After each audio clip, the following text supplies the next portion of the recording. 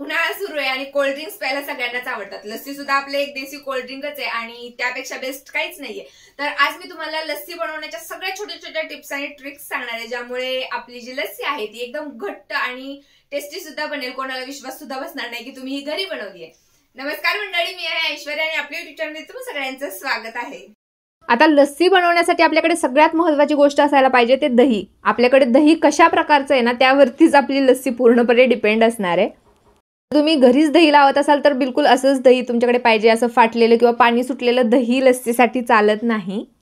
खूप जास्त आंबट दही किंवा खूप गोड असं दही याच्यासाठी वापरायचं नाही. आंबट गोड दहीच आपल्याला इथे घ्यायचंय, त्यानेच एकदम परफेक्ट लस्सी आपली बनते. जर तुम्ही विकतचं दही घेत असाल तर काही प्रश्नच नाही, पण घरी जर तुम्ही दही बनवणार असाल तर असंच दही आपल्याला हवंय आणि हे कसं बनवायचं यावरती मी सेपरेट व्हिडिओ बनवेल.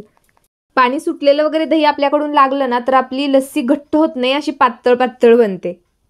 हे दही मी घरीच म्हशीच्या दुधापासून बनवलेलं आहे. याला आता आपण दुसऱ्या भांड्यात ट्रान्सफर करून घेऊया, कारण ह्या छोट्याशा भांड्यामध्ये तर आपली लस्सी बनवू नाही शकत.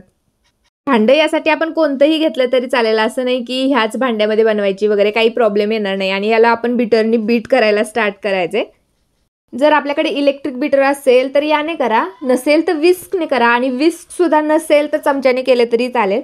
पण चमच्याने जर आपण याला फेटत बसलो ना तर खूप टाइम लागतो आणि मग तोपर्यंत पातळ होऊ शकतं आपलं हे दही. एकदम स्मूथ होईपर्यंत फेटायचे, याला काही एवढा टाइम लागत नाही. आता याच्यामध्ये आपल्याला साखर ॲड करायची आहे. तर पिठी साखर मी घेतली आणि तुम्हाला मी सांगायचं विसरले की 1 कप एवढं मी घट्ट दही घेतलं होतं. तर 1 कप दह्याला आपल्याला 1/4 कप म्हणजेच पाव कप अशी पिठी साखर घ्यायची आहे.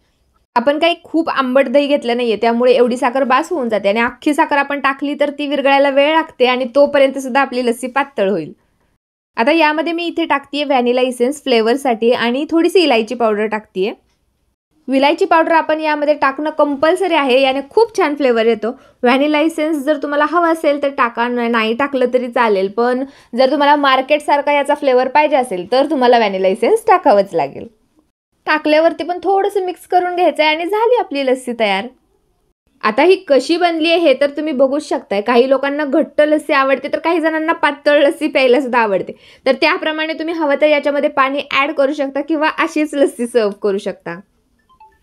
आणि फ्रेंड्स, घरी जर तुम्ही ही लस्सी तयार केली ना, एकदम कमी खर्चात ही लस्सी बनवून तयार होते. नक्की ट्राय करा. आणि माझी ही व्हिडिओ तुम्हाला कशी वाटली कमेंट करून नक्की सांगा. व्हिडिओ आवडली असेल तर व्हिडिओला लाईक नक्की करा. चला तर मग पुन्हा भेटूया एक नवीन अशा छानशा रेसिपीमध्ये.